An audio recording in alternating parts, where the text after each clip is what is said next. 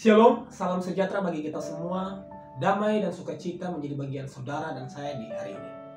Hari ini saya akan membagikan renungan ayat Alkitab, yang mana renungan ini saya ambil dalam Perjanjian Baru, Matius 19 ayat yang ke-16 sampai dengan ayat yang ke-22.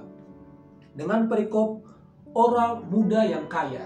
Mungkin perikop ini sudah sering kita dengar di saat khotbah, atau mungkin kita pernah membacakan dan merenungkannya. Saya ingin kembali membagikan ilustrasi, bahkan aplikasi bagaimana kehidupan kita. Seperti anak yang dibahas atau pemuda yang dibahas dalam perikop ini. Saudara yang terkasih, saya akan membacakan ayat-ayat yang ada dalam perikop ini. Kita bisa sama-sama merenungkan firman Tuhan ini. Membawa diri kita hidup bersama dengan firman ini. Dan biarlah firman ini menjadi nasihat untuk kita hidup lebih berkenan di hadapan Tuhan. Ayat yang ke-16 dengan perikop orang muda yang kaya. Ayat ke-16, ada seorang datang kepada Yesus dan berkata, "Guru, perbuatan baik apakah yang harus kuperbuat untuk memperoleh hidup yang kekal?" Seorang pemuda ini cukup kaya, masih muda. Dan di masa muda dia datang mencari Tuhan. Ketika dia tahu bahwa Yesus ada di tempat di mana dia bisa datang. Dia datang dengan sejuta pertanyaan.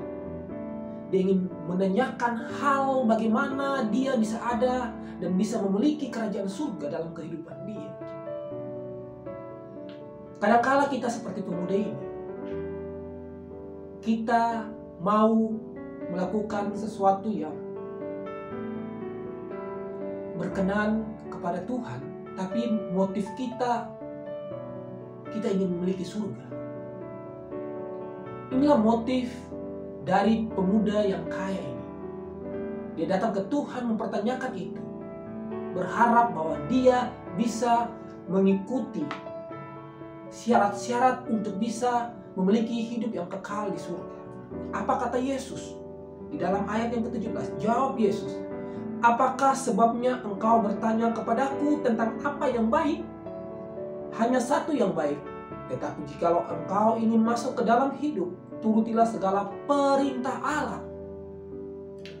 Syarat kita yang Tuhan berikan tidak susah. Namun hari ini ketika kita menyatukan pikiran hati kita dengan duniawi, maka syarat ini akan terlihat sangat susah. Karena kita harus meninggalkan hal-hal duniawi, kesenangan kita, lingkungan dunia kita, hanya untuk mengikuti satu syarat, yaitu mengikuti perintah-perintah Allah. Saudaraku dalam Tuhan, hari ini Tuhan berikan satu pertanyaan kepada pemuda itu. Apakah engkau sudah mengikuti perintah-perintah Allah? Jawab pemuda di dalam ayat yang ke-18. Kata orang itu kepadanya, "Perintah yang mana Tuhan?" Kata Yesus, "Jangan membunuh, jangan berzina, jangan mencuri, jangan mengucapkan saksi dusta." Ayat ke-19, "Hormatilah ayahmu dan ibumu dan kasihilah sesama manusia seperti dirimu sendiri." Inilah perintah-perintah Allah.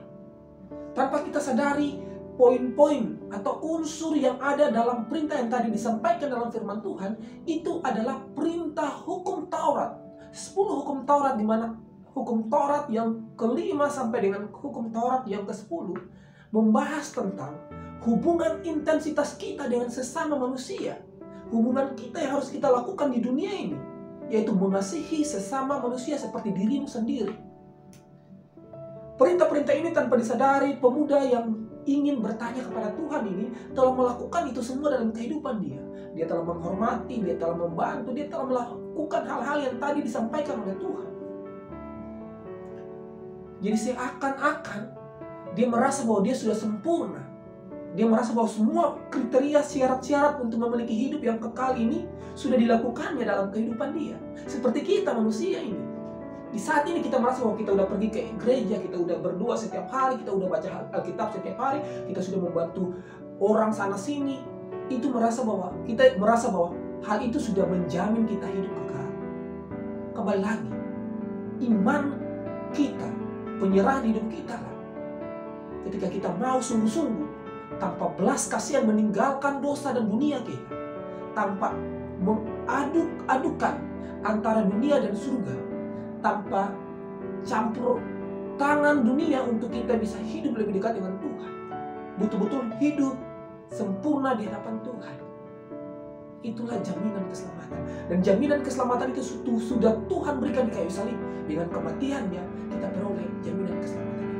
Apakah kita mau menjaga jaminan itu? Bagaimana cara kita menjaga? Lepaskan segala hal-hal yang terikat dengan dunia. Namun ketika Tuhan menyampaikan perintah-perintah itu dan pemuda itu merespon, kata orang muda itu kepadanya, semuanya itu telah kuturuti, apalagi yang masih kurang Tuhan? Penuh kesombongan. Apalagi Tuhan yang belum saya lakukan? Semuanya sudah saya lakukan. Apalagi Tuhan? Kata Tuhan. Kata Yesus kepadanya ayat 21, jikalau engkau hendak sempurna, pergilah jualah milikmu dan berikanlah itu kepada orang-orang miskin, maka engkau akan beroleh harta di surga. Kemudian datanglah kembali dan ikutlah aku. Kembali lagi, ketika dia mengikuti Tuhan, menuruti semua perintah Tuhan, masih ada satu yang belum dia lepaskan, yaitu hartanya. Karena di pemuda ini punya banyak harta, dia masih takut miskin, dia masih takut tidak bisa makan minum setiap hari, dia mungkin saja masih takut tidak bisa memiliki baju baru atau rumah baru atau rumah bagus. Itulah kehidupan kita. Di sisi lain kita telah mengikuti Tuhan, tapi di sisi lain kita masih menyimpan dan masih terikat dengan hal-hal hawa nafsu dunia. Di sisi lain kita beribadah, di sisi lain kita menceritakan keburukan orang lain, di sisi lain kita berdoa, di sisi lain kita menyumpah dan mengutuk orang lain, di sisi lain kita belajar firman Tuhan, di sisi lain firman Tuhan itu kita pakai untuk menghakimi orang lain. Masih banyak yang belum kita keluarkan dari bola mata pikiran hati kita, hal-hal yang keji, hal-hal yang kotor, kerikil-kerikil kita harus lepaskan dalam kehidupan kita. Maka kata Yesus bahwa hidup kekal akan menjadi bagian dari orang yang mau melepaskan kehidupan dia dari dunia dan hidup sempurna, hidup baru bersama Tuhan. Apa yang terjadi ketika seorang pemuda mendengarkan perintah terakhir itu? Ketika orang muda itu mendengar perkataan itu, ayat yang ke-22, pergilah ia dengan sedih sebab hartanya banyak. Tujuan kita datang ke Tuhan apa, saudara? Apakah hanya datang untuk mencari rumahnya, kerajaannya? Apakah datang hanya untuk diselamatkan? Apakah datang hanya untuk sekedar, Tuhan, saya sudah laporkan semua kehidupan saya sudah lakukan A, B, C, D, dan sebagainya. Tuhan tahu apa yang kita perbuat, saudara. Tuhan tahu apa yang ada dalam pikiran hati kita. Tuhan tahu apa yang masih terikat dalam kehidupan kita. Maka dari itu, ketika kita mengikut Tuhan, jualah, tinggalkanlah semua hal-hal dunia dan ikutlah Tuhan. Sebab itulah hidup yang kekal, hidup yang benar. Biarlah kita menjadi pemuda-pemuda Kristen yang takut akan Tuhan, yang sungguh-sungguh tulus datang kepada Tuhan, memiliki iman tanpa harus mencampur adukan, tanpa harus memperhitungkan kehidupan kebaikan kita di dunia ini. Karena Tuhan hanya melihat hati. Dan pemuda ini belum menyerahkan hatinya sepenuhnya untuk Tuhan. Maka dari itu Tuhan menguji kesetiaan dia. Namun dia belum setia dengan sepenuh hati. Dan marilah kita setia hari ini, besok, sampai Maranatha Tuhan datang kedua kali.